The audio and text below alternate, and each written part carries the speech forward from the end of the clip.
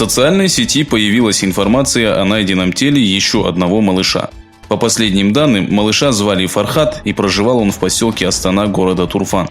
Было указано, что Фархата унесло течением реки близ поселка Кырыкмо. По сообщениям радио «Свободная Азия», мать малыша Айти Ким осуждена на 3 года и находится в так называемой школе профессиональной переподготовки, так же, как и его отец, которому дали 5 лет заключения. Помимо Фархата у семьи было еще 2 детей, о судьбе которых ничего не известно.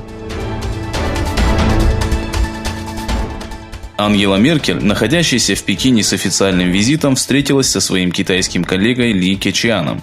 Основной темой переговоров стал вопрос прав человека и ситуация в Гонконге. Германская делегация подчеркнула, что вместо использования силы кризис в Гонконге можно решить мирным путем, и призвала как можно скорее провести германо-китайское собрание, посвященное правам человека. Также стало известно, что перед визитом Меркель германские правозащитные организации провели пресс-конференцию и потребовали от премьер-министра оказать давление на Китай в связи с арестами миллионов мусульман Восточного Туркестана, которые находятся в лагерях перевоспитания, и потребовать от Пекина закрытия данных учреждений.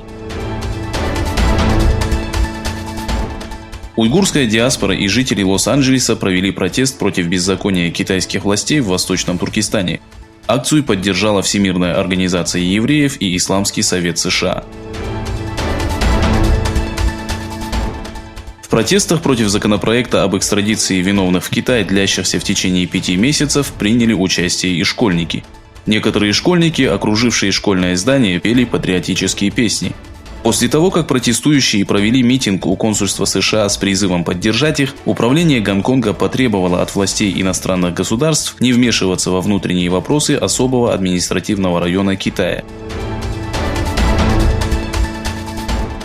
Выступивший на пресс-конференции в Абу-Даби по случаю 24-го Всемирного конгресса энергии и природных ресурсов, новый министр энергетики Саудовской Аравии Абдулязиз бен Сальман заявил, что Эр-Рияд намерен начать добычу и обогащение урана. Саудовский министр сообщил, что в рамках программы по производству электроэнергии Саудовская Аравия провела некоторые опыты. Абдулязиз бен Сальман подчеркнул, что причиной такого решения является желание Эр-Рияда сократить зависимость от нефти и природного газа.